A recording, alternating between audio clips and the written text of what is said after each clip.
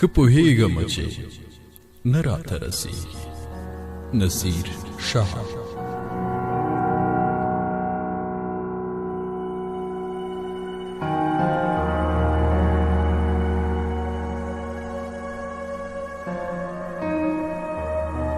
ښه پوهېږم چې نه راته رسېږي، خو که خدای کوله او مثلاً زما شوي، بیا به زه د مخلوقاتو بختور یم. په خندا به د صاحب د پاچاهي شم، تور ماښام به د په غېږه کې بلیږم او لوګی به د له مخه سبایي شم.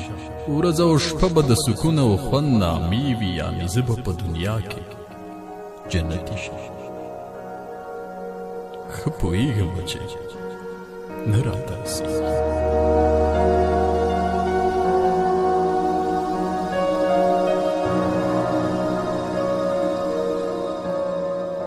ښه پوهېږم چې نه راته رسېږي، خو که خدای کوله او مثلاً زما شوي، بیا به زه د مخلوقاتو بختور یم. په خندا به د صاحب د پاچاهي شم، تور ماښام به د په غېږه کې بلیږم او لوګی به د له مخه سبایي شم. ورځ او شپه به د سکون او خوند نامې وي، یعنې زه به په دنیا کې جنتي شم.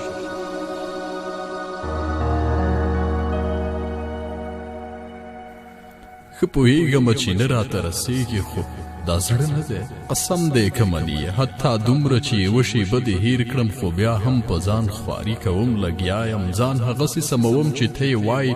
ډېرو سختو مرحلو نه راتېرېږم، پکې ژاړمه. که ورځې دي که شپې دي، زه یم ژوند دی او ناکامې تجربې دي.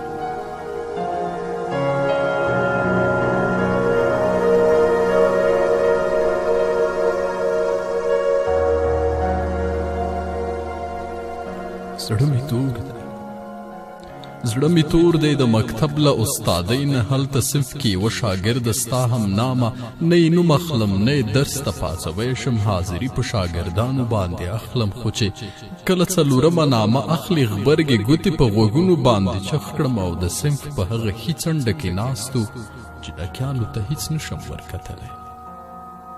هېرول دې څه وړه خبره نه ده.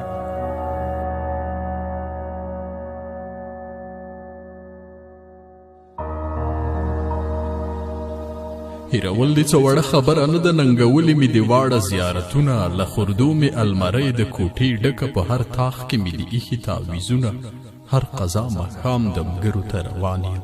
د څاښتونو په خوړلو مې زړه سپین شو. ادې ټوله شپه نفلونه کړي، دعا کړي، خو پوهېږي نتیجه یې صرف هېڅ ده.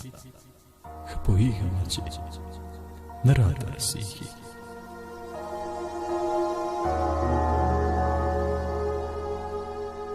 ښه پوهېږم چې نه راته رسېږي، خو دا زړه نه دی، قسم دی که مني.